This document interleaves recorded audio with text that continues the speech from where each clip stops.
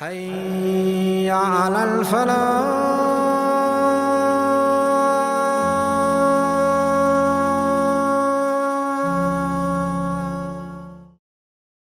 أعوذ بالله من الشيطان الرجيم. بسم الله الرحمن الرحيم. وَإِذْ غَدَوْتَ مِنْ أَهْلِكَ تُبَوِّئُ الْمُؤْمِنِينَ مَقَاعِدَ لِلْقِتَالِ وَاللَّهُ سَمِيعٌ عَلِيمٌ.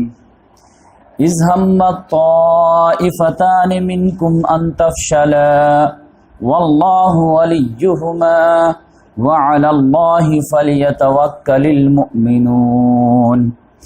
وَلَقَدْ نَصَرَكُمُ اللَّهُ بِبَدْرٍ وَأَنْتُمْ أَذِلَّةٌ فَاتَّقُوا اللَّهَ لَعَلَّكُمْ تَشْكُرُونَ.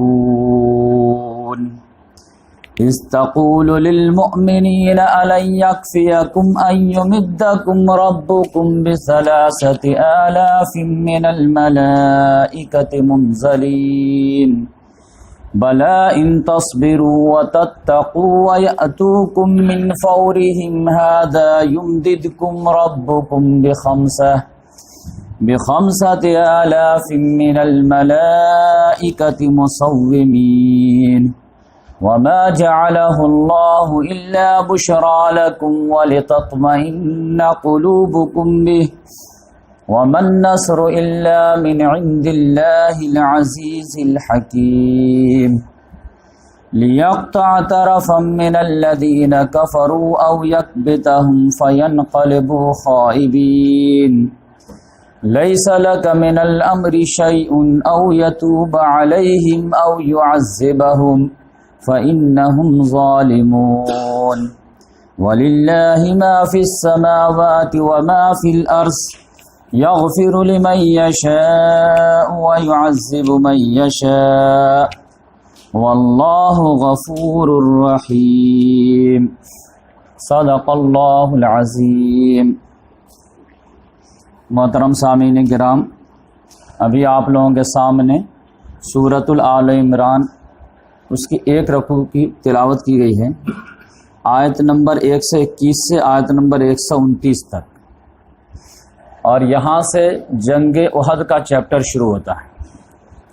جنگ احد کے بعد جو اللہ تبارک و تعالیٰ نے اس پہ تبصرہ کیا کہ کس کا کتنا کنٹریبیوشن تھا، کس سے کہاں لغزش ہوئی، کہاں فالٹ ہوا، کیوں فتح جو ہے شکست میں بدل گئی، اس سارے پہ اللہ تعالیٰ نے اپنا ایک تبصرہ دیا ہے، اور وہ تقریباً 60 آیات میں اللہ تعالیٰ نے دیا ہے.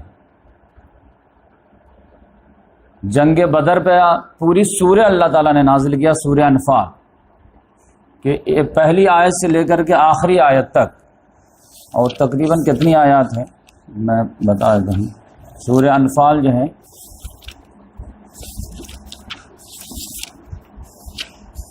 وہ تقریباً 75 آیت، ایگزیکٹ 75 آیات.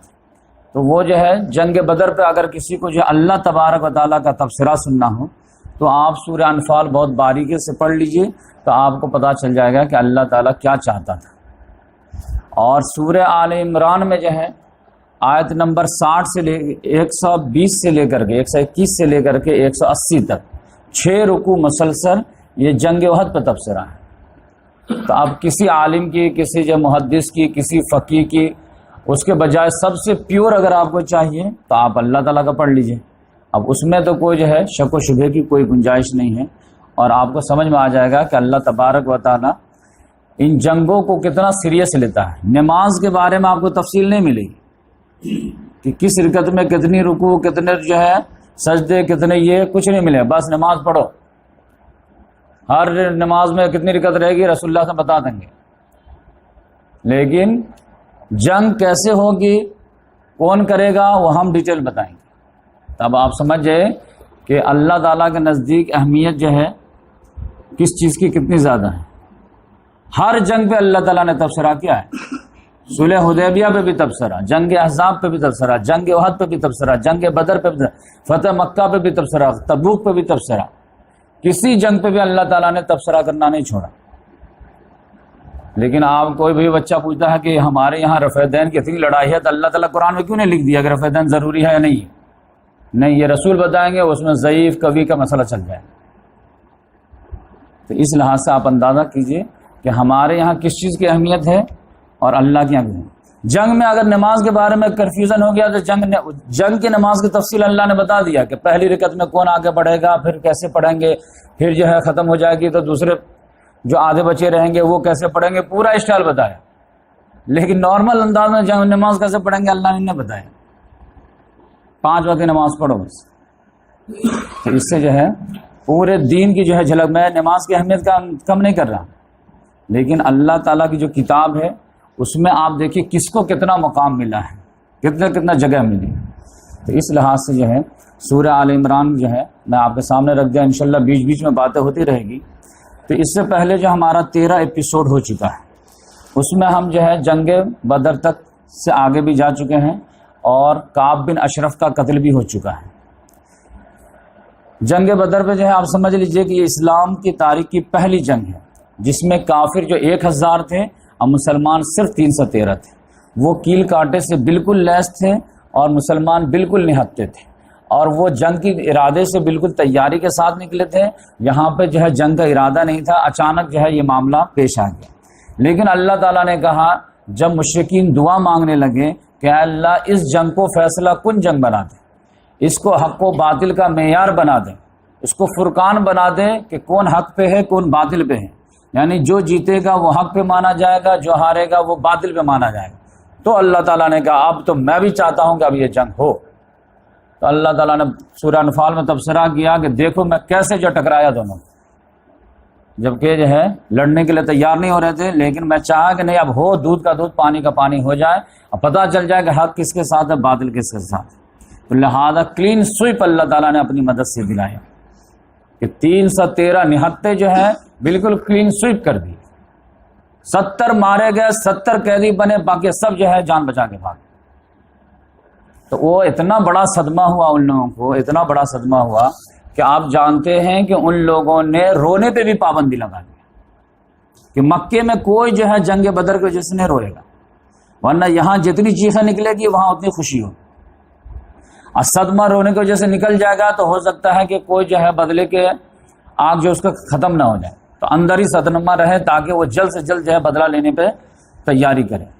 اور اس کے لحاظ سے پھر ان لوگوں نے ایک پلاننگ یہ کیا کہ جتنے بھی اطراف میں دیہات وغیرہ بدو لوگ تھے، کنانا تہامہ وغیرہ، سب کو بلا لیے کہ جس کو بھی شامل ہونا آؤ، اور مدینہ کو جب لوٹیں گے تو مال غنیمت میں تمہیں بہترین حصہ پاؤ گے. تو وہاں سے بھی لوگ آنے لگے. پھر ان لوگوں نے ایک کام اور کیا کہ یہ جو ابو سفیان جس کا قافلہ کو پیچھا کیا گیا تھا، جو بچ کے آ گیا تھا، جس میں 1000 اونٹ پہ جو ساز و سامان لدے ہوئے تھے، 2.5 کنٹل سونا کے مالیت کے جو بقدر جمال تھا، وہ جب بچ کر کے آ گیا تو اس پر جو ایمرجنسی لاگو کر دی. جیسے انڈیا میں بھی نا 3 طرح کی ایمرجنسی لگ سکتی ہے. جنگ کے موقع سے پہ جو ہے ایمرجنسی لگ سکتی ہے، ایکسٹرنل ایگریشن کے موقع سے، یا پھر جو ہے اکنامک جو ہے سلو ڈاؤن ہو جائے تو اس وقت لگا سکتے ہیں. تو ایمرجنسی لگا دیے کہ اس مال پہ کوئی ہاتھ نہیں لگائے گا. یہ مال جس سب کا شیئر تھا وہ کہا کہ ہم کو 2 پیسہ، لیکن ابو سفیان نے کہا نہیں، اس مال کو کسی کو کچھ نہیں ملے گا، جو کیپٹل ہے وہ بھی نہیں ملے گا، جو فائدہ وہ بھی نہیں ملے گا. کیا کرو گے اس پیسے کا؟ اس پیسے کا بدر کا بدلہ لیا جائے گا. تو پورا مال جو فکس کر دیا گیا بدر کے بدلے کی. اور اس کے بعد تیاری شروع ہوئی. تو آپ سمجھئے کہ 3000 کا لشکر انہوں نے تیار کیا.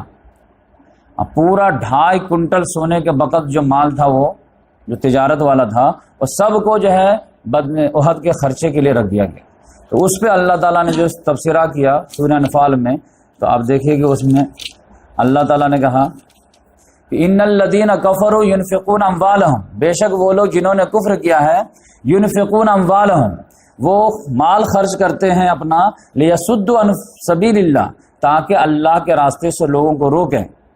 کیونکہ بدر میں بھی آئے تھے تو ڈیلی جو ہے 9 اونٹ ذبح کر رہے تھے، 10 اونٹ ذبح کر رہے تھے. لیکن فَسَيُنْفِقُونَهَا، ان قریب اور بھی خرچ کریں گے. ثُمَّ تَكُونُ عَلَيْهِمْ حَسْرَةً، پھر ان کے لیے وہ بات حسرت ہو جائے گی. ثُمَّ يُغْلِبُونَ، اب پھر یہ مغلوب ہو جائیں گے. وَالَّذِينَ كَفَرُوا إِلَىٰ جَهَنَّمَ يَحْشَرُونَ، جنہوں نے کفر کیا ان کو جہنم تو جمع کیا جائے.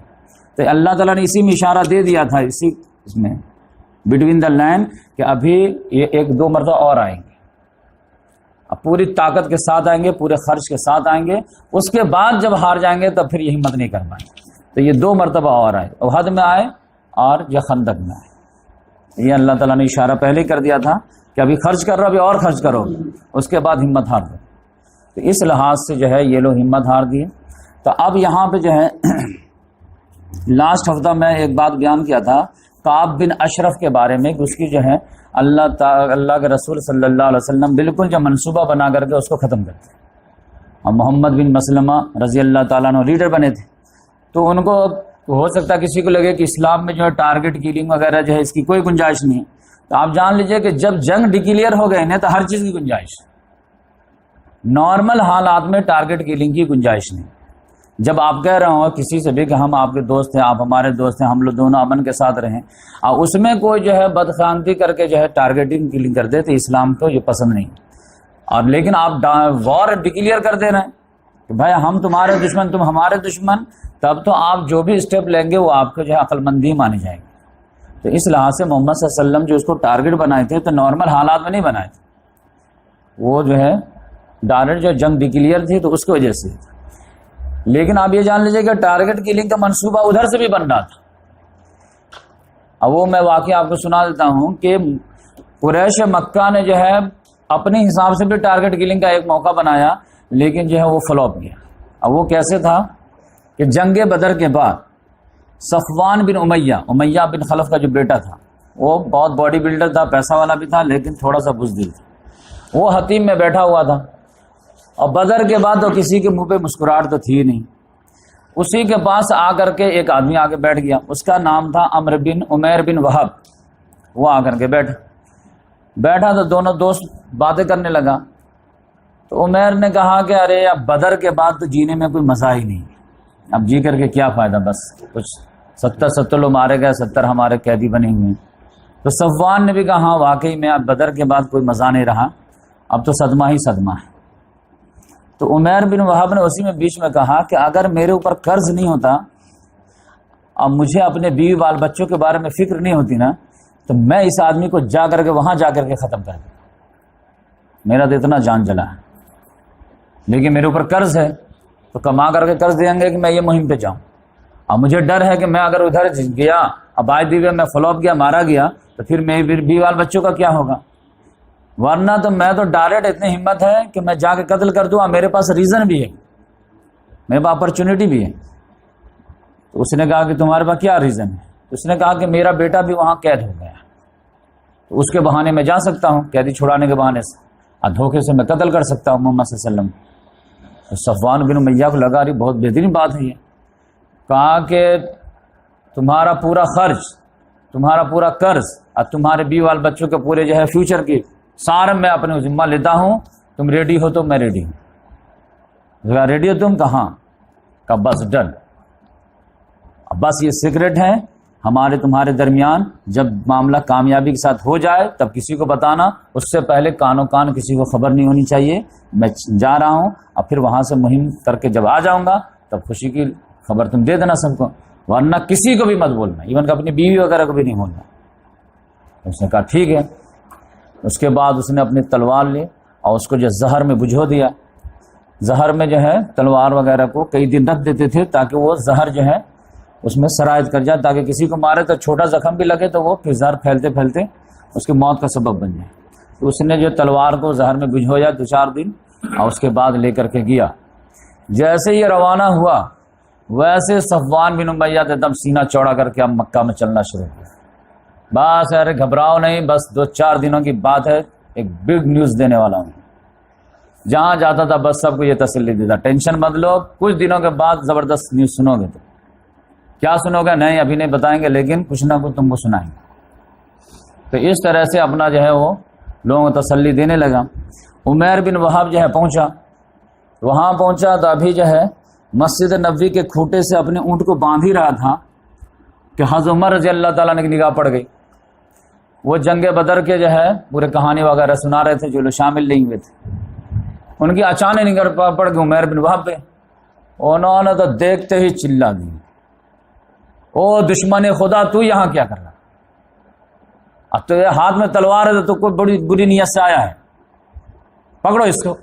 سب لوگ دوڑے پکڑنے کے لیے، اور اس کو ایک دم گردن سے پکڑ لی، تلوار کیوں لایا تو؟ ادھر سے جو ہے محمد صلی اللہ علیہ وسلم کو اطلاع مل گئی۔ محمد صلی اللہ علیہ وسلم نے ایک آدمی کو بھیجا کہ بولے ہیں کہ عمیر بن وہاب کو جو ہے آنے دیجیے۔ کیسے آنے دیں؟ یہ تلوار لے کر کے آیا ہوا ہے، اور محمد صلی اللہ علیہ وسلم ہی کو ٹارگٹ بنایا ہوگا، ہم نہیں جانے دیں۔ تو نہیں، رسول اللہ صلی اللہ علیہ وسلم بولیں کہ آنے دو، تو جانے ہی دینا۔ تب بھی وہ تلوار ولوار کو پکڑے، اب بولے کہ چلو، اب بولے کہ میں ابھی ارجنٹ کام میں ہوں۔ انصار صحابہ کو بولے کہ اس پہ خاص دھیان رکھو، اس کی نیت ہم کو بالکل خراب لگ رہی ہے، نگیٹو لگ رہی ہے، تو جیسے موو کرے ویسے اٹیک کر دینا، بھی چانس مت دینا نہیں۔ اب محمد صلی اللہ علیہ وسلم بولے ہیں تو ماننا ہی پڑے گا۔ تو اس طرح لے کے گئے۔ محمد صلی اللہ علیہ وسلم دیکھے کہ حضرت عمر سے پکڑ کر کے لا رہے ہیں اس کو۔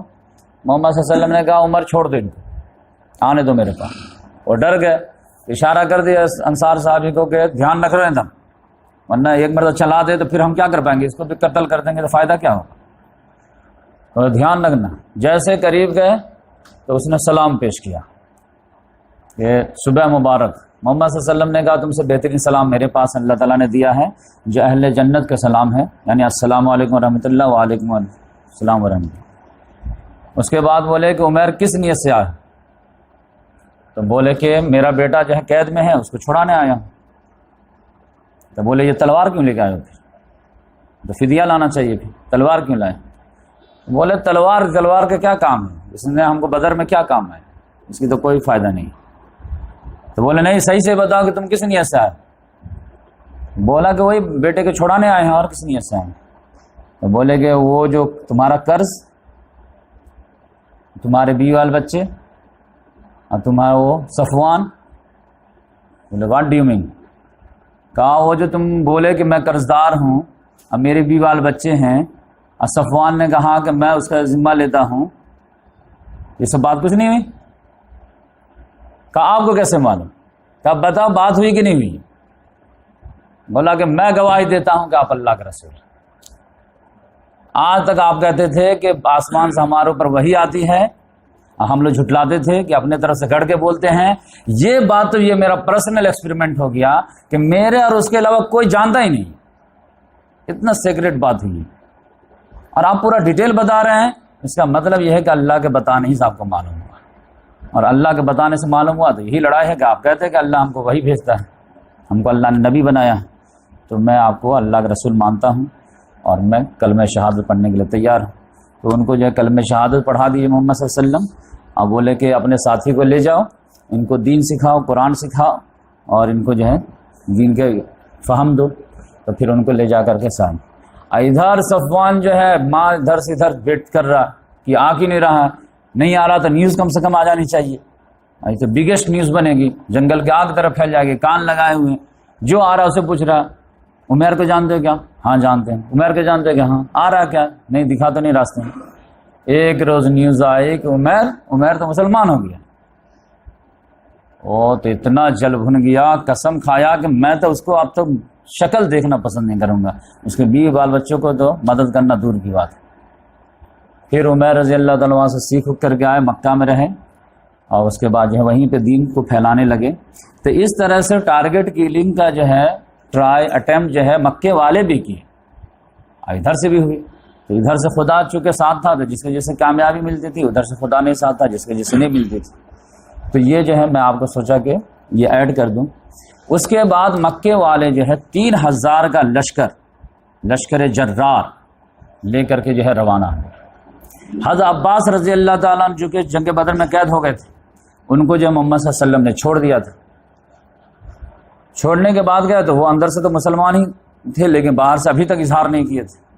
ان کو جیسے اطلاع ملی کہ مکے والے جو ہے بالکل 3000 کا لشکر لے کے نکلے، انہوں نے فوراً ایک لیٹر لکھا، اپنے غلام کو دیا، اب بولے کہ دم تیزی کے ساتھ جو محمد صلی اللہ علیہ وسلم کو ایز سون ایز پاسبل پہنچا دیا۔ وہ آدمی بھی جو غلام بہت زیادہ پھرتیلا تھا، 450 کلومیٹر 3 دن میں طے کر دیا، جا کر کے محمد صلی اللہ علیہ وسلم کو پہنچانا۔ اب یہ قیدیوں میں آپ جانتے ہیں کہ کسی کو فدیہ لیا گیا تھا، کسی کو 4000، کسی کو 3000، کسی کو 2000، کسی کو 1000، کسی کو 10 بچے پڑھانا لکھانا، اور کسی کو فری میں بھی چھوڑ دیا گیا تھا۔ اسی میں ابو عزا نام کا ایک آدمی تھا جس کو محمد صلی اللہ علیہ وسلم نے فری آف کاسٹ چھوڑ دیے تھے، جو بہت بڑا شاعر تھا کہ تم ہمارے خلاف اب زبان نہیں کھولو گے. لیکن اس آدمی کو پھر وہی صفوان نے جو خرید لیا، کہا کہ تم اگر اپنے اشعار کے ذریعے سے آگ بھر دیے نا لوگوں میں تو میں تم کو جو ہے اتنا پیسہ دوں.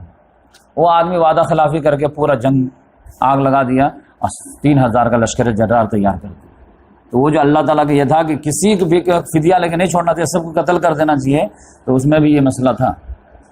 تو اس میں جو ہے جو حضرت عباس رضی اللہ تعالیٰ عنہ اپنے غلام کو بھیجے کہ خط دے کر کے، تو وہ جب پہنچا ہے تو اس وقت محمد صلی اللہ علیہ وسلم قباء میں تھے، مسجد قباء میں.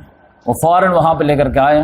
محمد صلی اللہ علیہ وسلم تو پڑھنا جانتے نہیں تھے، تو ابی بن کعب رضی اللہ تعالیٰ عنہ تھے، ان کو بولے کہ سنائیے کیا ہے اس میں. اس میں وہ لکھا ہوا تھا کہ مکے سے جو ہے 3000 کا لشکر جرار نکل چکا ہے. محمد سے فوراً دبائے، حضرت ابی بن کعب کو بولے کہ سیکریٹ رکھو اس کو، اور فوراً میں نکلتا. اور فوراً وہاں سے نکلے اور مدینہ پہنچے. مدینہ پہنچنے کے بعد جو ہے فوراً جو مین آدمی تھے لیڈر ٹائپ کے، ان کو کانفیڈنس میں لیے اور پھر کہہ دیے کہ اب جو لشکر نکل چکا ہے، اب تیاری شروع. سب کو بتانے کی ضرورت نہیں ورنہ پینک کریٹ ہو جائے گا خامخواہ. تو اس طرح سے جو ہے سارے لوگ اب یہاں سے جو ہے سارے لوگ ہتھیار بندم تیاری شروع کر. پوری رات جو ہے ہتھیار لگا کے سوتے تھے، اور یہاں تک کہ نماز میں بھی ہتھیار لے کے آتے تھے، اور گھر بھی جاتے تھے تو ہتھیار لے کے جاتے تھے.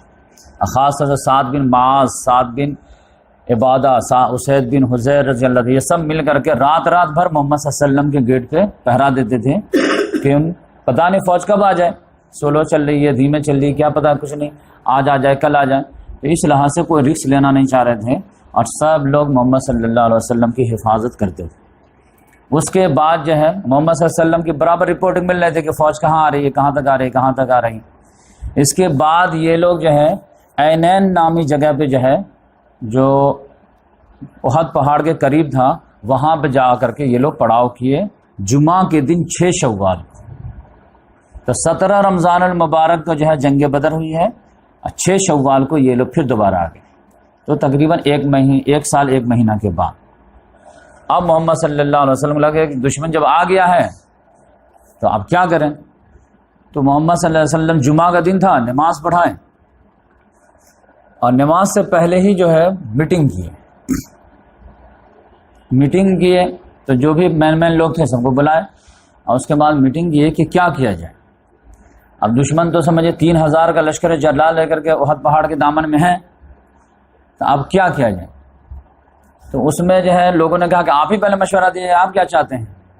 تو محمد صلی اللہ علیہ وسلم نے فرمایا کہ میرا مشورہ یہ ہے کہ ہم لوگ مدینہ میں رہ کے ڈیفنس کرتے ہیں. آ گیا نا یہاں تک، ان کو ضرورت ہوگی تو اور آئیں گے آگے اندر.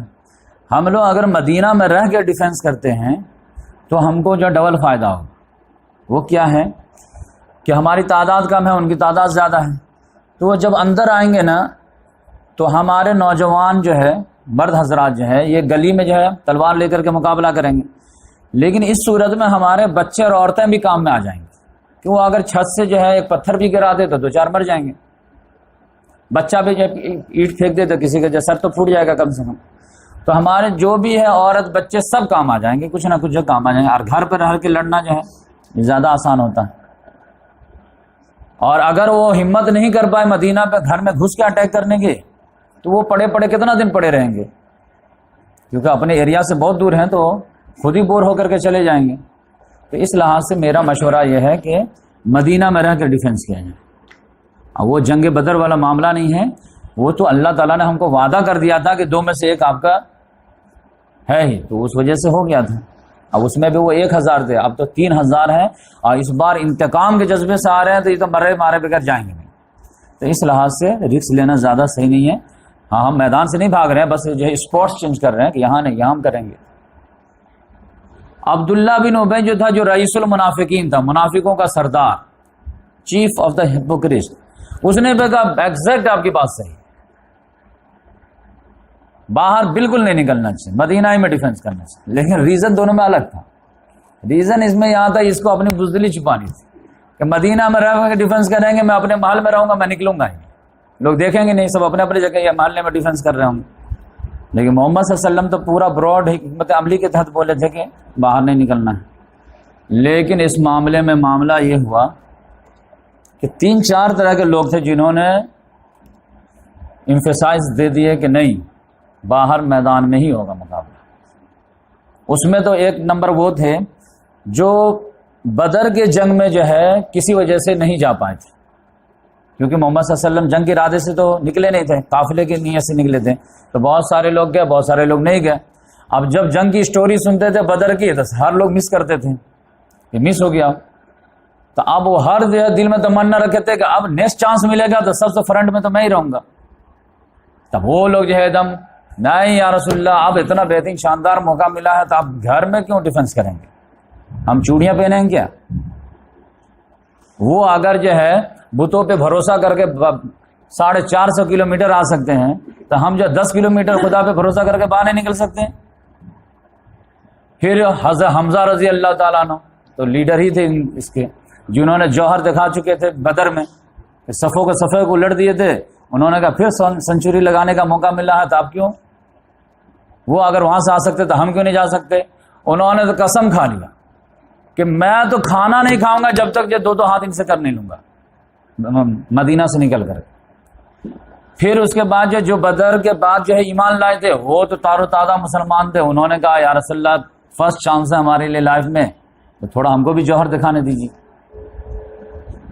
پھر نوجوان کا تو جذباتی نیچر ہی ہوتا ہے، انہوں نے کہا یا رسول اللہ شہادت مطلوب مقصود مومن، ہم لوگ تو اس چیز کی دعائیں کیا کرتے تھے کہ اللہ تعالیٰ شہادت کی موت دے، اب جب موت قریب نظر آ رہے تو آپ کہتے نہیں پیچھے جاؤ، ہم کو جو ہے مال غنیمت نہیں چاہیے، ہمیں جو ہے جیت نہیں چاہیے، موت چاہیے، موت، شہادت کی موت۔ آپ ہی تو ہم کو جو ہے شوق دلاتے تھے، آپ ہی تو کہتے تھے کہ شہید کا جو حساب و کتاب نہیں ہوگا، شہید کی جان نکلتے وقت مچھر سے بھی زیادہ جو ہے تکلیف نہیں ہوتی ہے، شہید کو جو غسل دینے کی بھی ضرورت نہیں پڑتی ہے، شہید کو جنازے کی بھی ضرورت نہیں پڑتی ہے، شہید کو کفن دینے کی بھی ضرورت نہیں پڑتی ہے، اتنا رسپیکٹ، شہید کے جسم کو جو ہے مٹی نہیں کھاتی ہے، شہید کو جو ہے حساب کتاب کو فٹ نہیں کیا جاتا، ڈائریکٹ جنت میں داخل کر دیا جاتا ہے۔ اور وَلَا تَقُولُوا لِمَن يُقْتَلُ فِي سَبِيلِ اللَّهِ أَمْوَاتٌ، مردہ تک نہ کہہ سکتے ہو، بلکہ تم گمان بھی کیا تو تم مجرم ہو گئے۔ اتنا جو شوق دلائے تھے کس لیے؟ تو اب وقت آیا ہے موت کا تو آپ کہہ رہے نہیں پیچھے نہیں، شہادت مطلوب مقصود مومن، نہ مال غنیمت نہ کشور کشا ہے۔ ہم تو اس کے لیے دعائیں کیا کرتے تھے اللہ تعالیٰ ہم کو جو ہے اپنے راستے میں قبول کر لیں۔ اب جب اللہ تعالیٰ بالکل قریب دے دیا ہے تو ہم کیوں پیچھے ہٹیں؟ تب محمد صلی اللہ علیہ وسلم نے کہا کہ ٹھیک ہے، اکثریت جمہوریت گو ہیڈ، تیاری کرو۔ تیاری کیے، سب لوگ تیاری اپنے اپنے گھر گئے، تیاری وغیرہ کیے، جمعہ کا وقت آیا، جمعہ کی نماز پڑھائے محمد صلی اللہ علیہ وسلم، زبردست انداز میں جو ہے سب لوگوں کو جو جوش دلائے اور جو ہے سب لوگ کو صبر پہ عزیمت پہ ابھارے، اور اس کے بعد بولے کہ ریڈی ہو جائیے آپ لوگ۔ پھر عصر کا بھی ٹائم آ گیا تو عصر کی نماز بھی پڑھائے، اس کے بعد بولے کہ سب لوگ جو ہے اپنے اپنے حساب سے تیاری کر کے آ جائیے ہمارے پاس۔ تو دیہات وغیرہ سے بھی جو بھی مسلمان کو شریک ہونا تھا تو شریک ہوئے، تو ٹوٹل جو تعداد بنی وہ 1000 کی، 1000 لوگ تیار ہوئے اور محمد صلی اللہ علیہ وسلم بولے کہ نکلیں۔ لیکن محمد صلی اللہ علیہ وسلم نے جو ہے وہ مشورے ہی میں ایک بات بول دیے تھے، جب مشورہ دیے تھے اور یہ لوگ جو دباؤ ڈال رہے تھے، اب یہ ضد جو ہے یہ پیار والا ضد تھا، یہ مطلب نافرمانی والا ضد نہیں تھا۔ جیسے بچے جو ہے 10 بجے رات کے بعد بھی پڑھتے رہتے ہیں، بیٹا کھانا کھا لو، ابو 1 منٹ، بیٹا کھانا کھا لو، ابو 10 منٹ۔ تو اب یہ 10 منٹ جو نافرمانی کر رہا تو نافرمانی میں ابو کو مزہ بھی آ رہا کہ بیٹا پڑھنے کے لیے ضد کر رہا۔ تو اس طرح کے ضد جو ہیں اس سے کسی کو غصہ نہیں آتا اور نہ یہ نافرمانی کہلاتی۔ تو اس طرح سے محمد صلی اللہ علیہ وسلم نے ایک بات بھی کہا کہ دیکھو میں خواب بھی دیکھا ہوں۔ کہا کیا خواب دیکھے ہیں بتائیے؟ بولے کہ میں خواب یہ دیکھا ہوں کہ کچھ گائے ذبح ہوئی ہے اور میری تلوار کا نوک جو ہے تھوڑا سا مڑ گیا ہے، اب میں نے اپنا ہاتھ جو ہے زرہ میں محفوظ جگہ پہ ڈال دیا۔ تو لوگوں نے پوچھا یا رسول اللہ اس کا مطلب کیا ہے گائے ذبح ہونی؟ تو محمد صلی اللہ علیہ وسلم نے فرمایا کہ گائے ذبح ہونے سے مراد یہ ہے کہ میرے کچھ جو پیارے صحابی جو ہیں وہ شہید ہوں گے، اور یہ تلوار مڑنے سے کیا بات ہے؟ تو بولے کہ اس سے مڑنے سے جو مراد یہ ہے کہ میرا جو کوئی خاندان کا قریبی جو ہے شہید ہوگا۔ اب محفوظ جو ہے زرہ میں ہاتھ ڈالنے سے مراد کیا ہے؟ تو اس سے مراد مدینہ ہے کہ مدینہ مجھے ڈیفینس کر لے گا. تو یہ خواب بھی محمد صلی اللہ علیہ وسلم بتا دیے تھے کہ بھائی وہ خواب میں دیکھ لیا ہوں تو آپ حساب سے سن لو. تو جب عصر کے بعد سارے لوگ تیار ہو گئے کہ چلیے، تو محمد صلی اللہ علیہ وسلم نے کہا 2 منٹ رکو، میں بھی ہتھیار وغیرہ لے کر کے گھر سے آتا ہوں. اپنے حجرے میں گیا تھا، حضرت ابو بکر حضرت عمر رضی اللہ تعالیٰ عنہ اندر چلے گئے. پھر اپنے ہاتھ سے جو ہے پگڑی وغیرہ باندھے، دونوں ساتھی مل کر کے زیرہ ورا پہنائے. تو زیرہ پہنائے تو ڈبل زیرہ پہنا دیے. عام طور سے لوگ جو ہے بولٹ پروف جیکٹ لیے جو اس وقت جو ہے لوہے کا ہوتا تھا، نکل گئے. پھر عین جنگ کے پہ جو ہے نیچے کا بھی پہنے. یہاں پہ گھاری سے محمد صلی اللہ علیہ وسلم نیچے اوپر دونوں کا زیرہ پہن لیا اور ہیلمٹ میں پہن لیا. اب جب دیر لگی اتنے میں تو ادھر جو انصار کے جو سردار تھے سعد بن معاذ، اسید بن حضیر، انہوں نے آپس میں مشورہ کیا کہ ہم لوگ خواہ مخواہ جو ہے اننیسیسری زیادہ پریشرائز کر دیے محمد صلی اللہ علیہ وسلم، کچھ زیادہ ہی لاجک لگا دیے. ہم لوگوں کو ایسا نہیں کرنا چاہیے تھا، محمد صلی اللہ علیہ وسلم کی مرضی زیادہ رکھنی چاہیے تھی. تو ان لوگوں کو بھی لگا ہاں لگتا کہ تھوڑا زیادہ ہو گیا. تو یہ لوگ جو ہے جب تک میں آپس میں موڈ بنا لیے. ادھر محمد صلی اللہ علیہ وسلم جب نکلے تو بالکل جو ہے 2 زرہ پہن کے نکلے. تو سارے لوگوں کے کان کھڑے ہو گئے، یا رسول اللہ. تو سارے لوگ ہاتھ جوڑ دیا، یا رسول اللہ جو ہے ہم لوگ سے غلطی ہو گئی اور ہم لوگ خواہ مخواہ جو آپ پہ زیادہ تھوڑا جو ہے زور ڈال دیے. تو آپ کی جو مرضی ہے نا وہی آپ کیجئے، ہم لوگ آمنا صدقنا. آپ مدینہ میں رہ کے ڈیفینس کرنا چاہتے ہیں تو مدینہ میں رہ کے ڈیفینس کیجئے، باہر نکلنا تو اب ہم لوگ اپنی بات واپس لیتے ہیں. مشورہ کیے بہت ٹھیک ہے، اس میں ہم سے غلطی ہو گئی، تھوڑا زیادہ کر دیے، تو آپ جو فیصلہ کریں گے نا وہی، یعنی ہم لوگ بات واپس لیتے ہیں.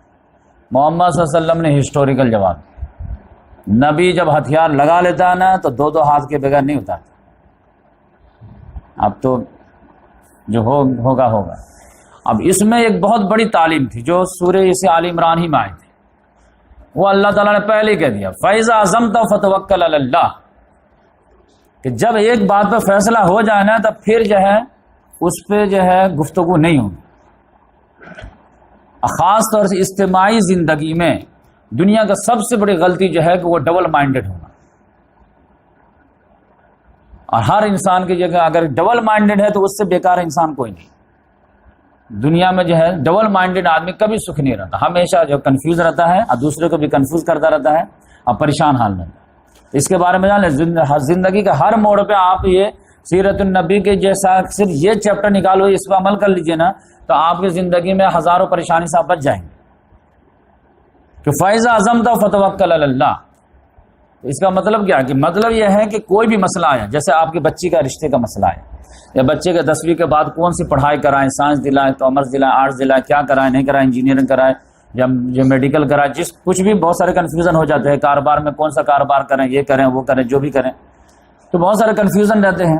تو اس میں جو بھی مسئلہ آئے، سپوز دیٹ کہ لڑکی کے رشتے کا مسئلہ آیا، تو آپ اس میں جو ہے چاہے آپ جو ہے استخارہ کیجیے یا استشارہ کیجیے، آپ 10 دن کیجیے، 10 مہینہ کیجیے، 10 سال کیجیے، کوئی پرابلم نہیں.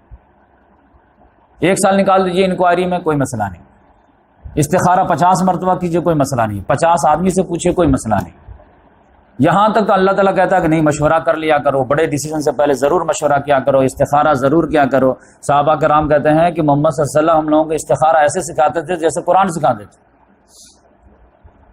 تو یہ تو خوب کرو، لیکن ایک مرتبہ پھر جب ڈیسیجن پہ پہنچ جاؤ، ہاں نہ میں فیصلہ ہو جائے، اس کے بعد تم پھر آگے پیچھے سوچے نگیٹو پازیٹو، تو تم سے بڑا مجرم نمبر 1 ہو کوئی نہیں. تو یہ اصل میں مسئلہ. آپ ہمارا ایک فیصلہ ہونے کے لیے رہا، بیٹھے سب لوگ اپنا اپنا مشورہ دیے، کوئی مسئلہ نہیں. 50 مرتبہ مشورہ دیجیے، کتنا بھی زوردار دیجیے، کوئی مسئلہ نہیں. ایک مرتبہ فیصلہ ہو گیا نا کہ آپ پروگرام اس دن ہوگا، تو اب بس ختم بات. اب یہ ہوتا تو وہ ہوتا، وہ ہوتا تو یہ ہوتا، چوں چرا یہ کچھ نہیں، ایفر بٹ لگا، شیطان کا دروازہ کھلا. تو اس لحاظ محمد صلی اللہ علیہ وسلم کو یہ بھی پریکٹیکل دکھانا تھا، تو اس وجہ سے بول دیا فَإِذَا عَزَمْتَ فَتَوَكَّلْ. اب یہ فیصلہ ہو گیا نا تو آپ تو گو ہے، چلو. تو اس طرح سے محمد صلی اللہ علیہ وسلم جو ہے نکلے. تو یہ جو ہے سمجھیے 6 شوال کو محمد صلی اللہ علیہ وسلم عصر کے بعد نکلے. آگے پہنچتے پہنچتے جو ہے وہ جب مکے کا لشکر آ رہا تھا نا، تو اس میں آپ سمجھ لیجئے کہ جب ابوا کے مقام پہ پہنچے ہیں تو اس میں جو ہے محمد صلی اللہ علیہ وسلم کی والدہ کی قبر ہے وہاں پہ ابوا کے مقام پہ. اور یہ مکے والے جو ہے نکلے تھے تو 3000 کا تو لشکر لے کے نکلے ہی تھے، اور جو ہے اس میں سے اونٹ تو 3000 تھے اور 200 جو ہے رسالہ گھوڑا تھا، اور جس کے کمانڈر جو ہے خالد بن ولید تھے، اور ان کے کوپریٹو جو ہے اکرمہ بن ابی جہل تھے، اور مین جو کمانڈر ان چیف تھے وہ ابو سفیان تھے۔ اس میں ان لوگوں نے جو ہے عورتوں کو بھی شامل کر لیا تھا، 15 عورتیں بھی لے کر کے آئے تھے، تاکہ عورت کو دیکھ کر کے سارے نوجوانوں میں جو جوش جذبہ آ جائے۔ اب وہ چیئر گرلس کے طور پر جو کام کر رہی تھی، بیچ میدان میں اشعار گا رہی تھی کہ اگر تم آگے بڑھو گے ہم تم کو گلے لگائیں گے، اگر تم پیٹھ دکھاؤ گے ہم تم سے روٹ جائیں گے، اس طرح کے چیئر گرلس کے طور پر۔ ہند بن عتبہ جو ہے ابو سفیان کی بیوی، وہ بھی آئی تھی، اس طرح اشعار گا گا کر کے دب بجا بجا کر کے جو ہے جوش دلا رہی تھی۔ تو ہند بن عتبہ جب گزر رہی تھی نا ابا کے مقام سے، تو محمد صلی اللہ علیہ وسلم کی والدہ کی جو قبر ہے نا، تو اس کو اس نے جو ہے اکھیڑنا چاہے، اس کو اکھیڑ دیتے ہیں، لیکن سب لوگ جو لشکر کے سردار وہ لوگ تھے وہ منع کیے کہ اس کا کنسیکوینس بہت بھاری ہو سکتا ہے، تو اس کا بھی مت کرو، جو ہم جس مقصد سے نکل رہے ہیں تو اس مقصد پہ پورا جو فوکس کرو۔ تو اس طرح سے جو ہے اس نیچی حرکت تک بھی وہ لوگ جانے کے لیے تیار ہو گئے تھے۔ تو محمد صلی اللہ علیہ وسلم نکلے تو ایک جگہ رات ہو گئی، شام، یعنی سمجھے کہ مغرب کے بعد بالکل اندھیرا ہو گیا۔ تو وہ مقام جو تھا شیخین نام تھا، وہیں پہ محمد صلی اللہ علیہ وسلم نے کہا کہ رات میں ہم لوگ پڑاؤ کریں گے اور رات یہیں گزاریں گے، پھر فجر سے پہلے نکلیں گے۔ تو وہیں پہ جو ہے پورا جائزہ وغیرہ لیے، اور جائزہ وغیرہ لے کر کے 50 لوگوں کو جو ہے رات میں جو ہے پہرہ داری کے لیے تعینات کر دیا، اور اس کا کمانڈر بنائے کس کو؟ محمد بن مسلمہ کو، جس نے جو ہے کعب بن اشرف کا جو ہے پورا معاملہ کیے تھے۔ اسی میں جو ہے جب محمد صلی اللہ علیہ وسلم پڑاؤ کیے تو تھوڑا سا جو ہے ریلیکس ہونے کے بعد معائنہ کیا کہ بھائی فوج میں کتنے لوگ آئے ہیں، تو بولے کہ دیکھو بچے وغیرہ بھی زیادہ آگے ہیں، تو جوش جذبے میں تو آگے ہیں، لیکن جنگ میں تو بچے کا کام نہیں ہے، وہ جو ہے لائبلٹی نہ بن جائے ہمارے، تو بچے لوگوں کو واپس کر دو، تمہارے جذبے کی قدر کرتے ہیں، لیکن اب جائیے، جب جوان ہو جائیں گے تب آئیے۔ تو اس میں عبداللہ بن عمر رضی اللہ تعالیٰ عنہ کو واپس کر دیا گیا، پھر جو ہے زید بن حارثہ کے جو بیٹے ہیں اسامہ بن زید، ان کو بھی واپس کر دیا گیا، زید بن ارقم کو واپس کر دیا گیا، اس طرح بہت سارے چھوٹے چھوٹے بچوں کو جو ہے جو ٹین ایج سے بھی اندر تھے ان کو واپس کر دیا گیا۔ لیکن اس میں ایک جو ہے واقعہ ہے تو میں سنا دیتا ہوں۔ 2 بچے تھے، یہ 2 بچوں کو دیکھ کر کے مجھے یاد آیا۔ 2 بچے تھے، ایک کا نام تھا رافع بن خدیج، اور دوسرے کا نام تھا سمرہ بن جندب۔ یہ دونوں جو پیچھے چھپے ہوئے تھے ایک دم، محمد صلی اللہ علیہ وسلم نے بلایا ادھر آؤ۔ تو رافع جو تھے وہ تیر اندازی میں بہت ماہر ایکسپرٹ تھے، صحابہ کرام نے بتایا کہ یہ بچہ ہے لیکن تیر اندازی میں بہت ماہر۔ تو محمد صلی اللہ علیہ وسلم نے کہا ٹھیک ہے، جب ماہر ایکسپرٹ ہے تو ان کا کام ہے، تو بیٹا تو چلو۔ تو سمرہ کہا کہ میں نہیں جاؤں گا، میرا دوست جائے گا۔ کہ نہیں تم چھوٹے بچے ہو، بعد میں جائیں گے۔ ہاں بولے نہیں میں بھی جانا چاہتا ہوں۔ کہ نہیں بچوں کا کام نہیں، یہ بڑوں کا کام ہے، جنگ جو ہے۔ بولے کہ آپ اس کو اجازت دی ہے رافع کو؟ تو بولے وہ تو تیر اندازی میں ماہر ہے نا، تو تیر تو دور سے چلا دے گا کیا؟ کہا میں تو ان کو پٹک دیتا ہوں، تو ہم سے نہیں جیت پاتا۔ آپ دیکھیں کہ نفسیات، صحابہ کرام بچوں کی کیسی تربیت کی تھے کہ ایسے موقع سے جنگ میں جانے کے جو ہے بہانہ تلاشتے تھے، نہ کہ گھر میں جان بچانے کے بہانہ تلاشتے تھے۔ یہاں تو باپ بیٹا انگلی پکڑ کے نکل لیں گے سر۔ تو سمجھنے نے کہا کہ میں تو اس کو پٹک دوں گا۔ کہا نہیں تم نہیں پٹک گا، کہا آپ مقابلہ کرا دیجئے، ہاتھ آرسی کنگن کیا ہے، ابھی دکھا دیتا ہوں میں آپ کو پٹک کر کے۔ بولے پٹک دو گے؟ ہاں پٹک دیں گے۔ اب کراؤ مقابلہ۔ محمد صلی اللہ علیہ وسلم کہتے میرے سامنے مقابلہ ہے، ہاں لیے اٹھا کے پٹک دیے تم۔ اب پتہ نہیں وہ آنکھ مار کر کے جو ہے اس کو ہرا دیا یا کیا۔ بولے کہ اچھا ٹھیک ہے تم پٹک دیے ہو تو تم بھی جاؤ۔ تو اس طرح سے جو ہے وہ دونوں کو جو ہے اجازت مل گئی، بقیہ بچوں کو جو ہے واپس کر دیا گیا۔ اس طرح پھر آگے بڑھے، رات میں جو ہے فجر کے اذان سے پہلے ہی جو ہے پھر تھوڑا سفر جاری کی۔ عرب میں جو ہے سفر رات میں ہوتی تھی، آپ سمجھ گئے، عصر کے بعد سے شروع کرتے تھے اور پھر جب تک نیند نہ آئے تب تک سفر کرتے تھے، یعنی 11-12 بجے تک، کیونکہ دن میں تو دھوپ بہت تیز اور وہ جو ہے ریت وغیرہ گرم ہو جاتا ہے تو چل تو سکتے نہیں، رات ہی میں چل سکتے ہیں۔ اب پھر جو ہے فجر سے پہلے پھر سفر جاری کر دیتے تھے، تاکہ فجر کے بعد پھر جو سورج نکلنا شروع ہوتا ہے اور جب تک زیادہ ہیٹ نہ آئے تب تک چلو، پھر اس کے بعد کوئی چھاؤں لے دیکھ کر کے آرام کرو۔ تو محمد صلی اللہ علیہ وسلم اس کا جو ہے موقع کا فائدہ اٹھائیں اور فجر سے پہلے چل دیے. فجر سے پہلے چلنے کے بعد ایک شوط نامی جگہ ہے, وہاں پہ پڑاؤ کیے. پڑاؤ کرنے کے بعد فجر کی نماز پڑھائیں. فجر کی نماز پڑھانے کے بعد اب بالکل جو ہے اتنا قریب آ گئے تھے کہ فوج جو ہے ایک دوسرے کو دیکھ رہے تھے, گرچہ دور لیکن دیکھ رہے. محمد صلی اللہ علیہ وسلم نے ٹارگٹ بنایا کہ ہم جو ہے احد پہاڑ کو اپنے پشت پہ رکھیں. اب پھر سامنے فوج ہوگی, اب مدینہ پھر ادھر ہوگا, تاکہ ہمارا کوئی بھی فوج ہے پیچھے بھاگنا تو بہت آسان رہتا ہے, آگے بھاگنا مشکل رہے گا. اس لحاظ سے کسی کی ہمت بھی ٹوٹے تو جم کے لڑائی کریں. اس لحاظ سے احد پہاڑ کو پیچھے رکھنا چاہ رہے تھے. محمد صلی اللہ علیہ وسلم نے اعلان کیا کہ کوئی آدمی ہے جو ہم کو جو ہے اس فوج سے کنی کتراتے ہوئے احد پہاڑ تک لے جائے. کسی کو شارٹ کٹ راستہ معلوم ہے کیا؟ کیونکہ ہر راستے پہ جو ہے دشمن نے قبضہ کر لیا تھا. تو ابو خیثمہ نام کے ایک صحابی تھے, انہوں نے کہا یا رسول اللہ میں آپ کو شارٹ کٹ لے جاؤں. تو ایک کھیت سے جو ہے انہوں نے شارٹ کٹ مار کر کے جو ہے احد پہاڑ کی طرف لے گئے. ایک کھیت پار ہی کر رہے تھے کہ اس میں جو ہے ایک نابینا آدمی تھا جو منافق تھا, اس کے کھیت سے جیسے صحابہ کرام نکلے تو وہ جو دھول اڑانے لگا سب پہ. اب بولے کہ یہ محمد صلی اللہ علیہ وسلم کی فوج ہے تو میں آپ کو ہرگز اجازت نہیں دیتا ہوں کہ ہمارے کھیت سے تم نکلو. تو سارے لوگ اس کو قتل کرنے کے لیے دوڑے. تو محمد صلی اللہ علیہ وسلم نے کہا کہ اس کو چھوڑ دو, جانے دو, یہ آدمی آنکھ سے بھی اندھا ہے, دل سے بھی اندھا ہے.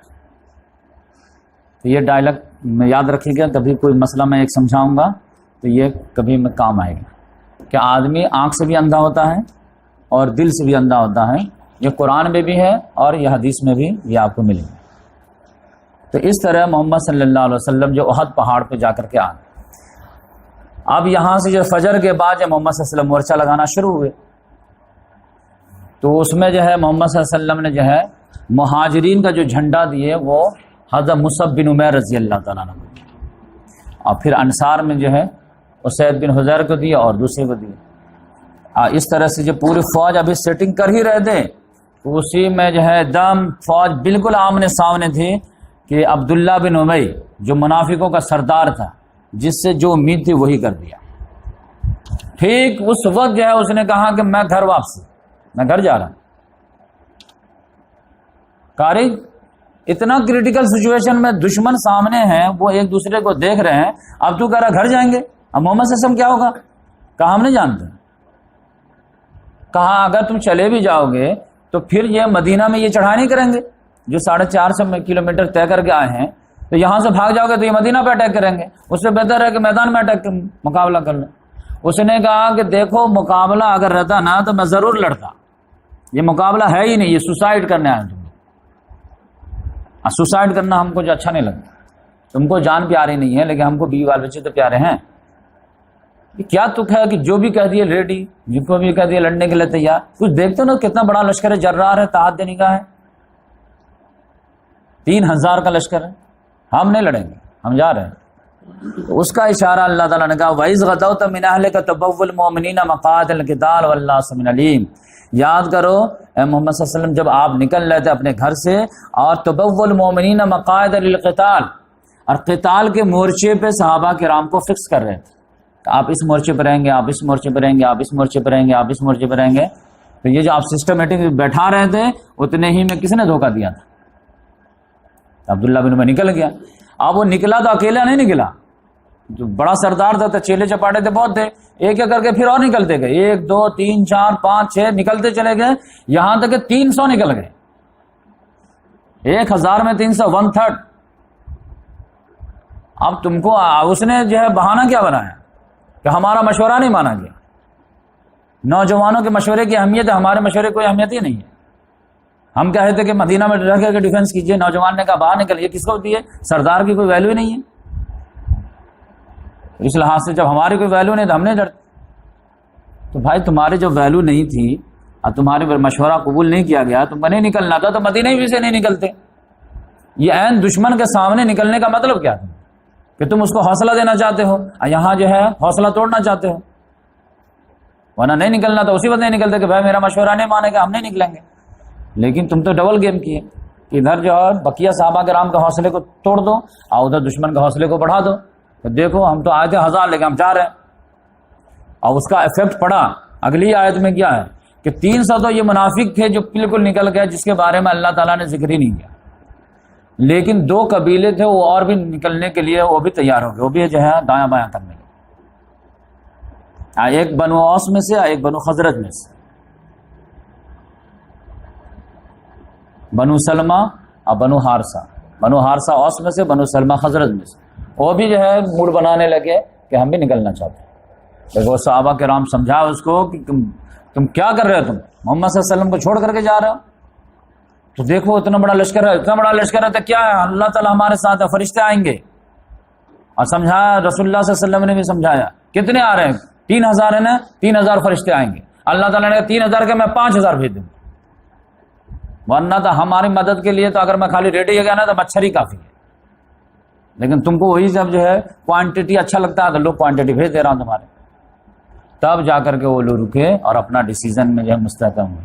تو جس کو اللہ تعالیٰ نے ذکر کیا، اذ ہمت طائفتان منکم ان تفشلا، یاد کرو جب تم میں ہی سے 2 گروپ تھا وہ بھی بزدلی دکھا دیے تھے، واللہ ولیہما، جبکہ اللہ ان کا دوست تھا، وعلی اللہ فلیتوکل المؤمنون، اور اللہ ہی پہ مومنوں کو بھروسہ کرنا چاہیے۔ تو اصل بھروسہ وغیرہ جو ہے یہ جنگ کے میدان میں معلوم ہوتے ہیں، ایمان کا فروٹ بھروسہ، اور بھروسہ اصل میں میدان میں، گھر پہ نہیں۔ تو اس لحاظ سے وَلَقَدْ نَصَرَكُمُ اللَّهُ بِبَدْرٍ، اللہ تعالیٰ نے یاد دلایا، یاد کرو اللہ تعالیٰ نے تمہاری مدد کی ہے بدر میں، وَأَنْتُمْ أَذِلَّةٌ، جبکہ تم بالکل کمزور تھے، فَاتَّقُوا اللَّهَ لَعَلَّكُمْ تَشْكُرُونَ، إِذْ تَقُولُ لِلْمُؤْمِنِينَ لَنْ يَكْفِيَكُمْ أَنْ يُمِدَّكُمْ رَبُّكُمْ بِثَلَاثَةِ آلَافٍ مِنَ الْمَلَائِكَةِ مُنزَلِينَ، جب تم کہہ رہے تھے مومنوں سے کہ کیا تمہارے لیے کافی نہیں کہ تمہارا رب 3000 کا فرشتہ نازل کرے، تو اس طرح کنونس کرنا پڑا، تب جا کر کے وہ لوگ جو ہے کنونس، تو اس کے بعد جو ہے یہ لوگ تیار ہو گئے۔ تو یہ دونوں قبیلہ جو تھے بنو حارثہ بنو سلمہ جو ہے بعد میں بہت خوش بھی ہوتے تھے، یہ آیت نازل ہونے کے بعد بہت جو ہے اس کو جو کریڈٹ لیتے تھے، کہتا کیا دیکھو لفظ کیا ہے، اذ ہمت طائفتان منکم، تم میں سے، تو یقینی بات ہے کہ اللہ تعالیٰ مجھ کو منافق نہیں مان رہا، مومن مان رہا، اب اللہ ولیہما، اللہ ان دونوں کا دوست تھا، کتنے کریڈٹ کے بعد۔ تو غلطی ہو جانا کوئی عیب کی بات نہیں، کسی سے بھی ہو سکتی ہے بشریت کے تقاضے تھا، کسی پریشر میں، لیکن کوئی آدمی منافقت کرے گا تو پھر اللہ تبارک تعالیٰ اس کو معاف نہیں کرے گا۔ تو اس کے بعد جو ہے یہ لوگ تیار ہو گیا، اب محمد صلی اللہ علیہ وسلم نے کہا ٹھیک ہے ساتھی سا اسی کے کافی ہے، کوئی مسئلہ نہیں۔ محمد صلی اللہ علیہ وسلم نے اسٹریٹجیکل جو ہے پورا معائنہ کیے تو احد پہاڑ کو تو پیچھے لے لیے تھے کہ ادھر سے تو اٹیک نہیں ہو سکتا، آپ سامنے ہی سے جو ہونا ہے وہ، لیکن ایک جو ہے ویک پوائنٹ تھا جو جبل قنات تھا، جو اب بعد میں اس کا نام جبل رمات پڑ گیا، رمات مانے تیر انداز، وہاں پر ایک صحابی کو بلائے عبداللہ بن جبیر رضی اللہ تعالیٰ عنہ، بولے کہ دیکھیے یہ ہمارا کمزور پوائنٹ ہے، دشمن ادھر سے گھوم کر کے ایسے کر کے اور ادھر سے آ کے اٹیک کر سکتا ہے، تو آپ کو میں 25 یا 50 تیر انداز دیتا ہوں، ٹھیک ہے، بقیہ ہم لوگ 650 بچ جائیں گے، آپ خالی اس کو سنبھال دیجیے، یہ ہمارا بہت کمزور پوائنٹ ہے۔ اور اس کے بارے میں ایمفیسائز کر رہا ہوں آپ کو کہ آپ کو کسی بھی حال میں یہ مورچہ نہیں چھوڑنا ہے، نہیں چھوڑنا ہے، نہیں چھوڑنا ہے، ایون کہ ہم جیت جائیں تب بھی نہیں چھوڑنا، ہار جائیں پھر بھی نہیں چھوڑنا، سمجھے؟ ہاں سمجھے، اور سمجھے، ایون کہ اگر ہم لوگ سب لوگ مارے جائیں، ہم لوگ کو کاٹ ڈالا جائے، ہماری لاشوں کو کیل چوبے نوچ نوچ کے کھا رہے ہوں، پھر بھی مدد کے لیے بھی مت آنا، جب تک ہمارا کال نہ جائے کہ تم کو وہاں سے آنا۔ انڈرسٹینڈ؟ اتنا زیادہ، اس سے زیادہ امفسائز ہو سکتا کیا؟ کسی بھی حال میں جب تک میرا آرڈر نہ جائے وہاں سے چھوڑی ہلیے گا مت، بس اس کو آپ سیو کر دیے نا، آپ کا کام ختم، ادھر جو دیکھا ہوگا دیکھا جائے۔ تو اس کو 50 تیر انداز دے دیے کہ آپ جو ہے کھڑے ہو کر کے، خالد جو بڑا رسالہ آئے گا نا، خاص طور سے خالد بن ولید رسالہ کے کمانڈر تھے، ان کا اٹیک ہوگا بہت زوردار ہوگا، لیکن اس کو 50 تیر کا انداز سے جو ہے کیا تابڑ توڑ اٹیک کریں گے، وہ بھاگے گا، کیونکہ کوئی بھی گھوڑا دوڑا رہا ہوگا تو تیر تو اتنا نہیں چلا سکتا، آپ تو آرام سے کھڑے رہیں گے۔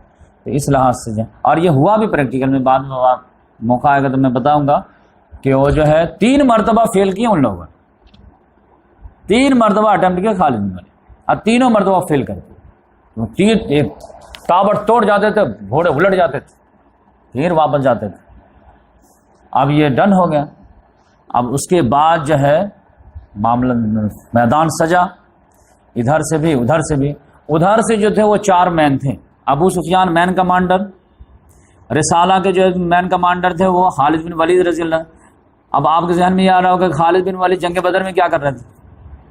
تو جنگ بدر میں خالد بن ولید کو روک دیا گیا تھا، کیونکہ ایک قبیلے سے مکے میں بھی جو ہے قریش کو ٹینشن تھا، تو ان کو ڈر تھا کہ کہیں جو ہے ہم ادھر چلے جائیں، اب وہ دشمن جو ہے چڑھائی نہ کر دے.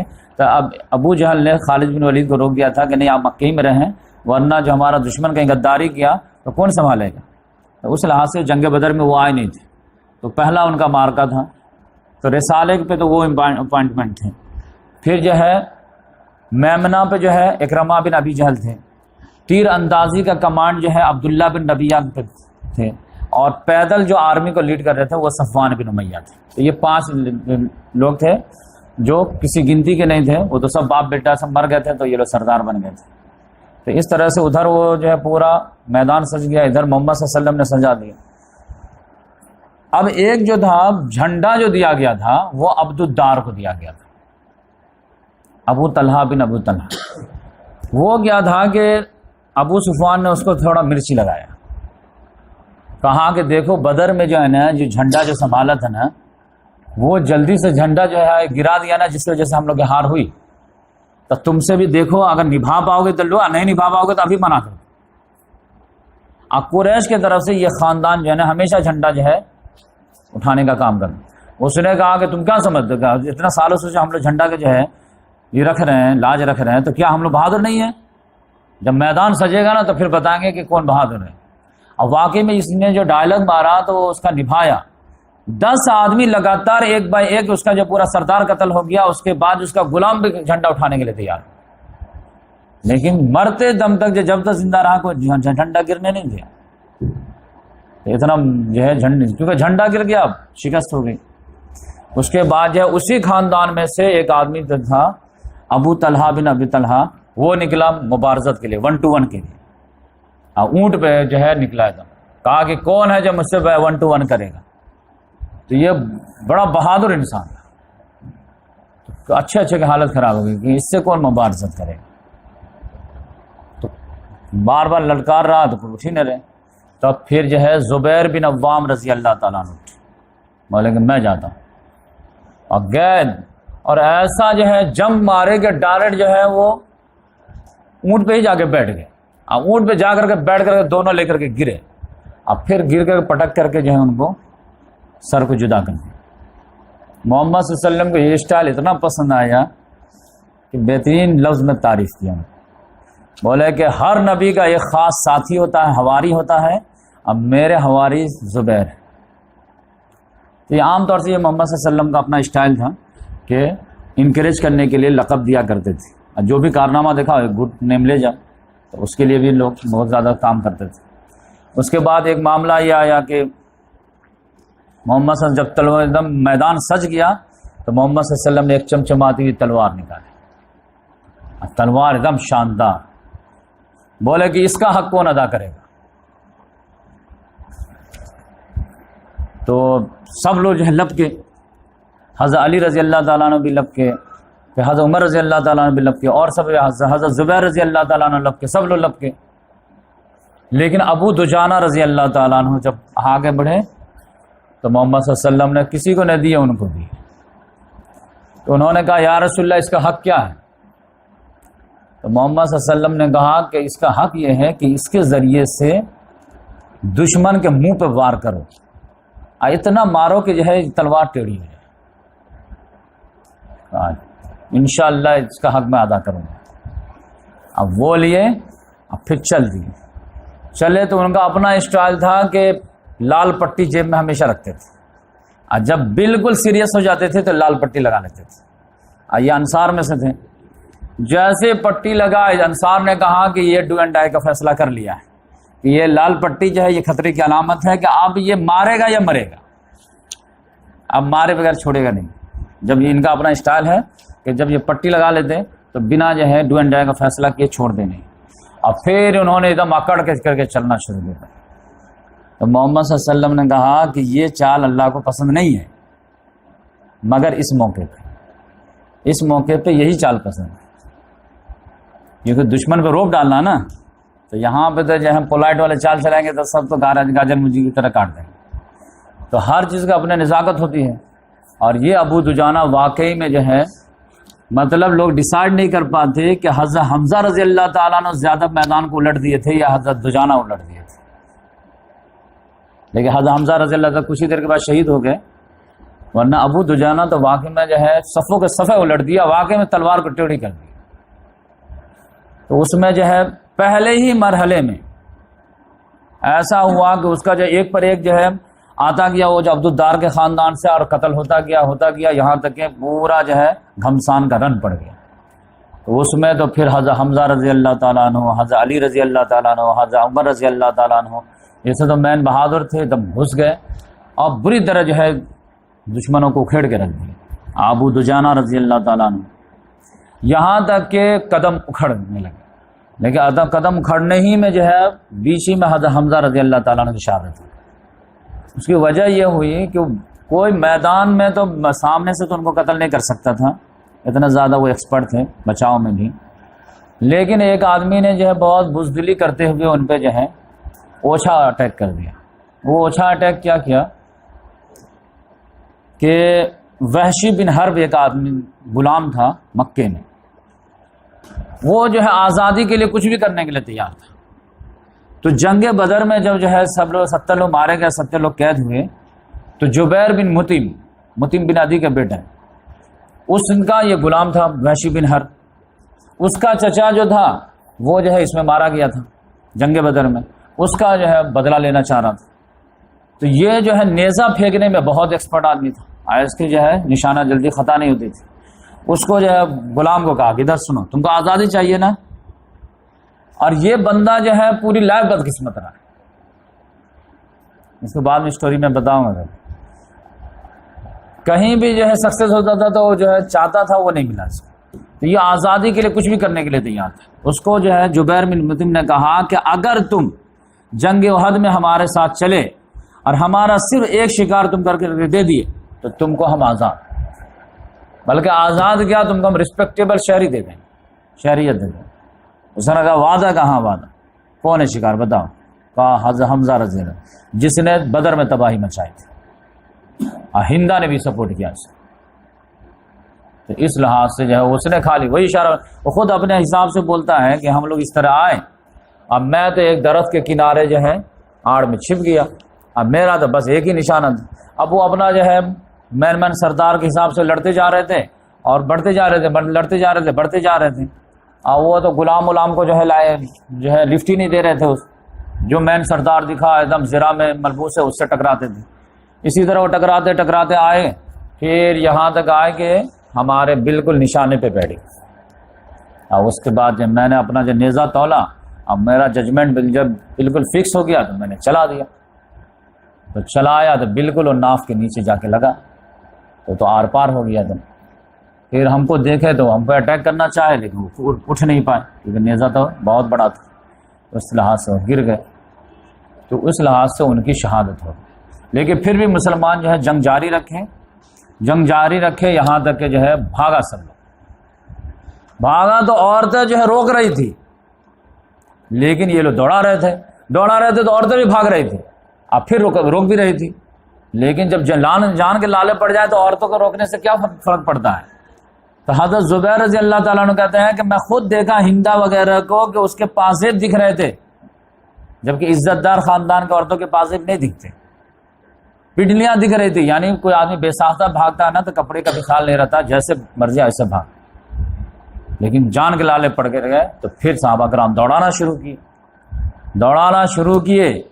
تو اس میں کیا ہوا کہ کچھ صحابی تو آ گئے تھے محمد صلی اللہ علیہ وسلم کے سیفٹی کے لیے 50-100 کے قریب، اور کچھ صحابی جو ہے دوڑانے لگے، دشمن کو کھدیڑنے لگے اور بھاگنے لگے، اب بقیہ جو تھے وہ جو مال غنیمت سمیٹنے لگے۔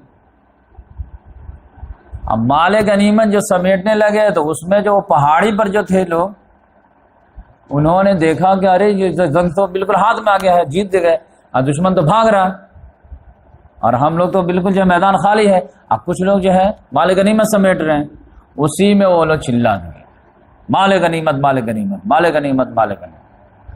اور جو حضرت عبداللہ بن جبیر منع کرتے رہے کہ ارے تم کو معلوم نہیں محمد صلی اللہ علیہ وسلم کیا بولے ہیں، ہار ہو جیت ہو کسی بھی حال میں جب تک کال نہ آئے تب تک چھوڑنا نہیں ہے۔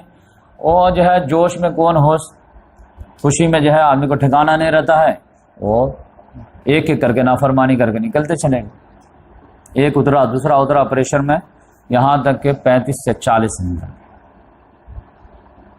اگر کم بھی تعداد لیں گے تو 35 تو نکل ہی گئے۔ عبداللہ بن جبیر بولے کہ میں تو نہیں جاؤں گا، تم کو جانا نہیں، بات ماننی مت مانو، ہم کیا کر سکتے۔ تو ان کے ساتھ سے 35 رحیق المختوم میں 40 لوگ نکل گئے، 10 لوگ ہی بچے۔ اب جو ہے جیسے بھاگ رہے تھے، اور 3 مرتبہ تو خالد بن ولید رضی اللہ تعالیٰ نے ٹرائی کر ہی چکے تھے، چوتھے مرتبہ پھر وہ وہی ویک پوائنٹ دیکھ رہے تھے۔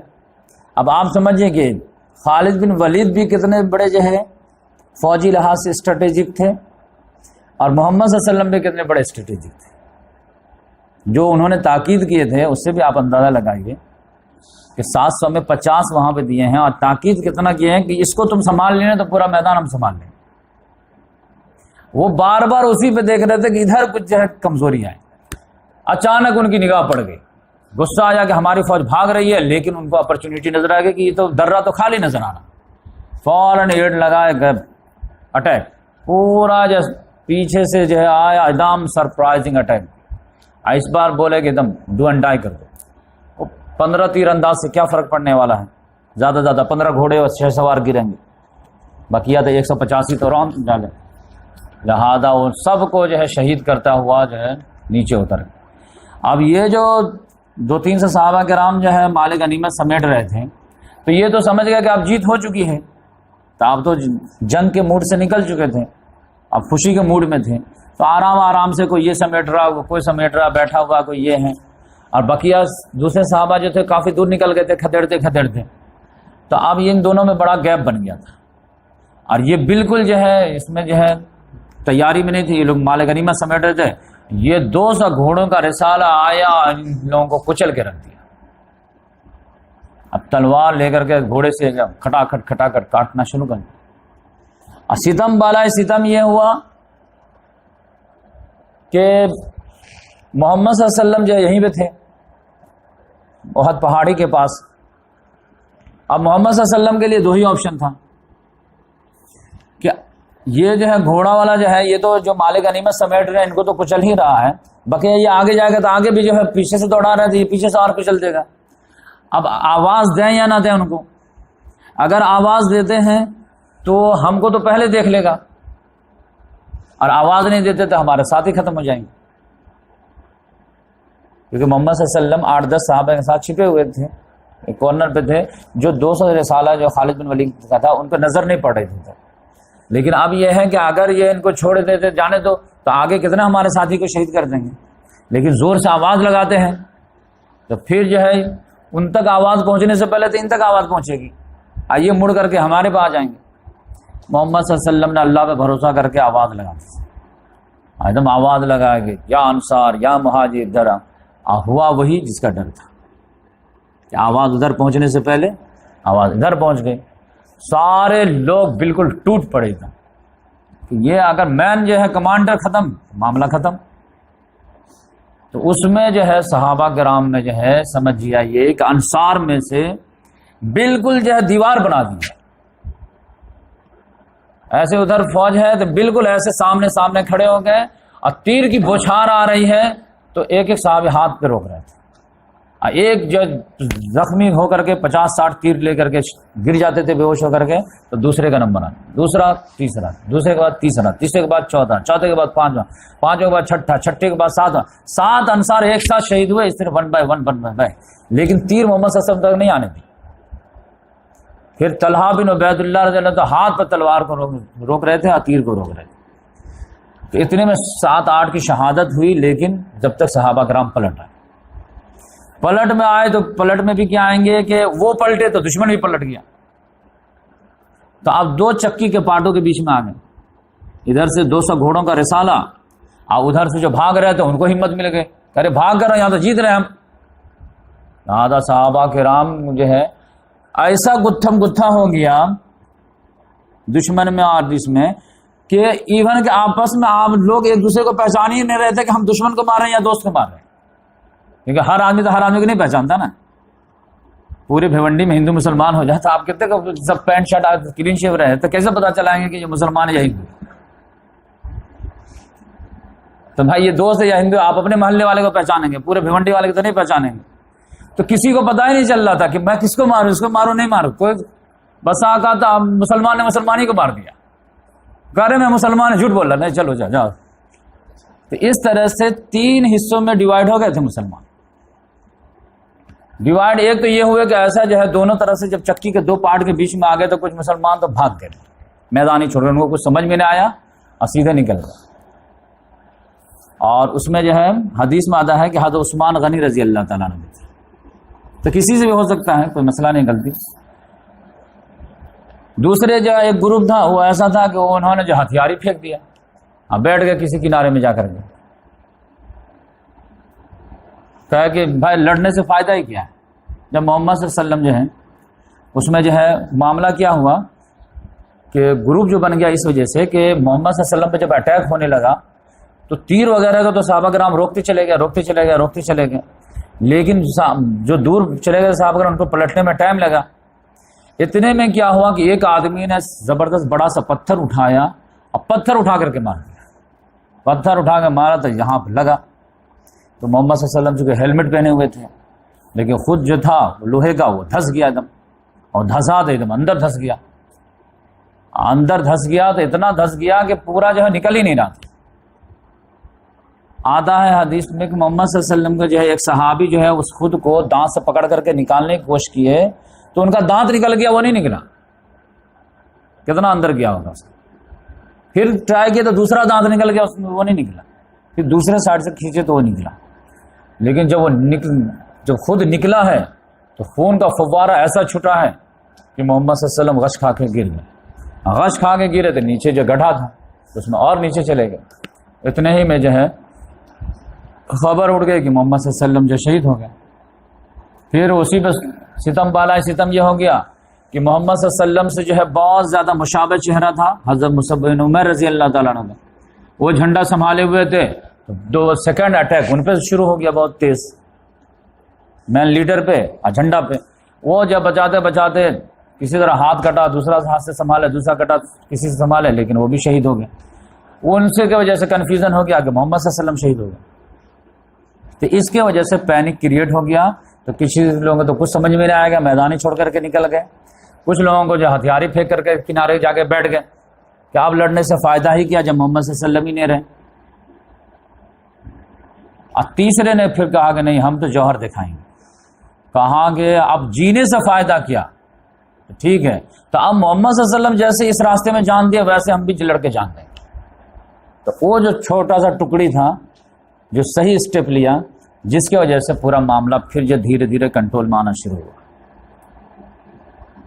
تو اس لحاظ سے جو ہے دھیرے دھیرے معاملہ جو ہے سنبھلتا گیا.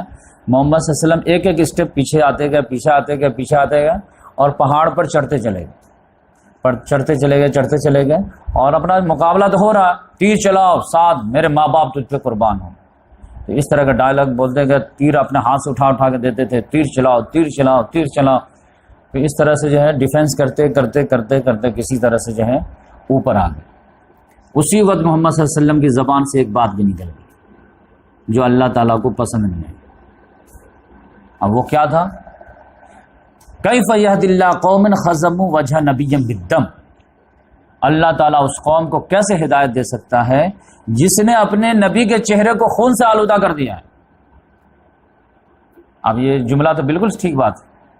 کوئی آدمی نبی پہ اٹیک کرے، نبی کو شہید کرنے کی کوشش کرے، نبی کے چہرے کو لہو لہان کر دے، اللہ تعالیٰ اس کو ہدایت دے گا کیا؟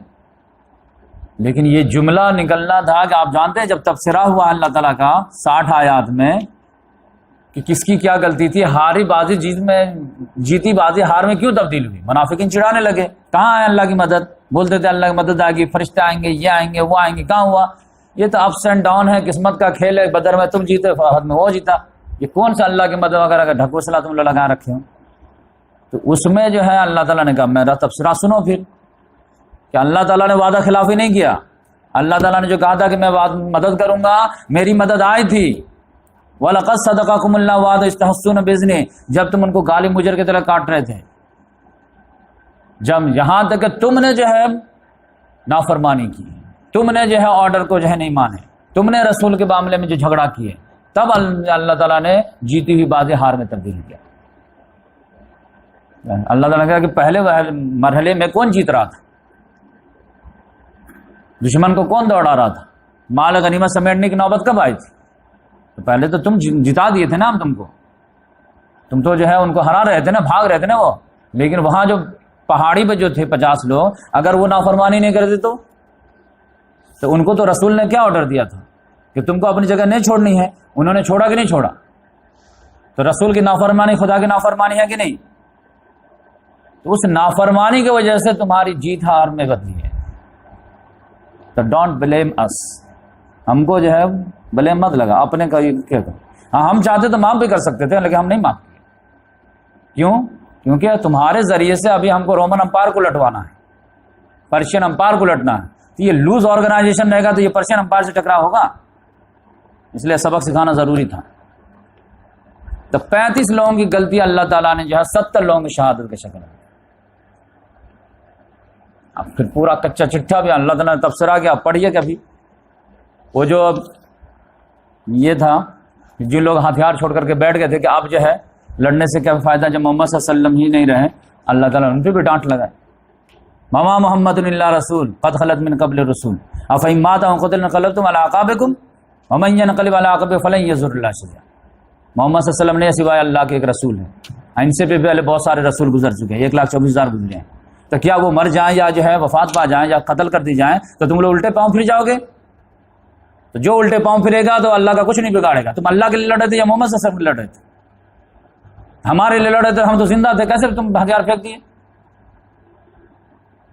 تو اس طرح سے آپ سمجھیے کہ اللہ تعالیٰ کا جب تبصرہ آتا ہے تو بہت بلاگ آتا ہے.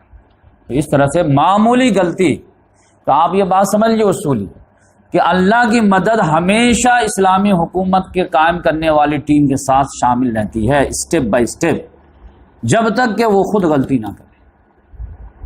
اسلامی حکومت کے جو ہے کامیابی کا دار و مدار صرف اور صرف اللہ کی نصرت پر ہے. اور اللہ کی نصرت مشروط ہے کہ جب تم 100% ہماری بات مانو گے تو ہماری مدد آئے گی. اور جہاں پر بھی تم جو ہے 99% کہو گے کہ ہم اللہ کی بات مانیں گے، 1% ہم نہیں مانیں گے، تو اللہ کی مدد نہیں آئے گی. کیوں؟ اللہ کی مدد جو شامل حال ہوتی ہے وہ کب ہوتی ہے؟ ادخلوا فی السلم کافہ، جب اسلام میں پورے کے پورے داخل ہو گئے تو ہماری مدد آئے گی، ورنہ نہیں آئے گی.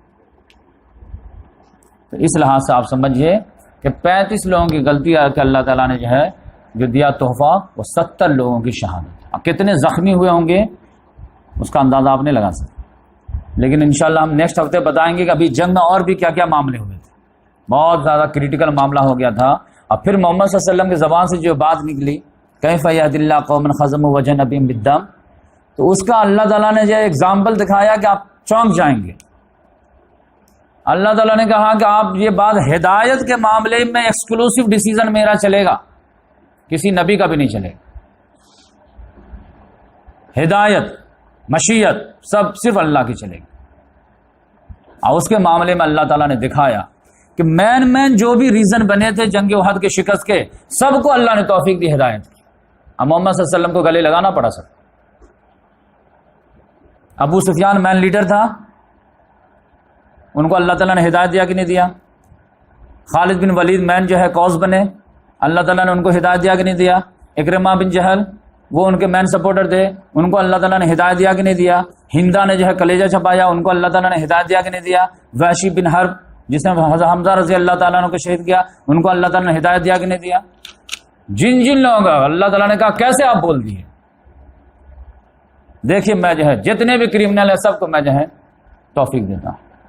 اب محمد صلی اللہ علیہ وسلم کو یہ آزمائش تھی، قبول کرنا پڑا. نبی ریجیکٹ نہیں کر سکتا کسی بھی ایمان کو. زیادہ زیادہ محمد صلی اللہ علیہ وسلم جو ہے کر پائے تو کیا کر پائے کہ جب وحشی بن حرب آیا ہے نا ایمان قبول کر کے، تو محمد صلی اللہ علیہ وسلم صرف تھوڑا سا ریکویسٹ کی کہ بولے کہ تمہارا ایمان تو ایکسیپٹ ہے کیونکہ کوئی رسول یا ریجیکٹ نہیں کر سکتا، لیکن تم سے صرف اتنے ریکویسٹ ہے کہ اگر پاسبل ہو تو تم چہرہ مجھے بار بار دکھایا مت، کیونکہ تم کو میں دیکھتا ہوں نا تو مجھے چچا یاد آیا تھا، تو اتنا کر سکتے ہو تو کرو۔ تو اس نے بھی لاج رکھا اور طائف چلا گیا۔ یہیں سے ہم کہتے ہیں کہ اگر کوئی آدمی آپ سے ریکویسٹ کرے کہ آپ قاتلین حسین کا آپ ہمارے سامنے نام مت لیا کیجیے، ہمیں تکلیف ہوتی ہے، تو آپ کو بھی لحاظ کرنا چاہیے۔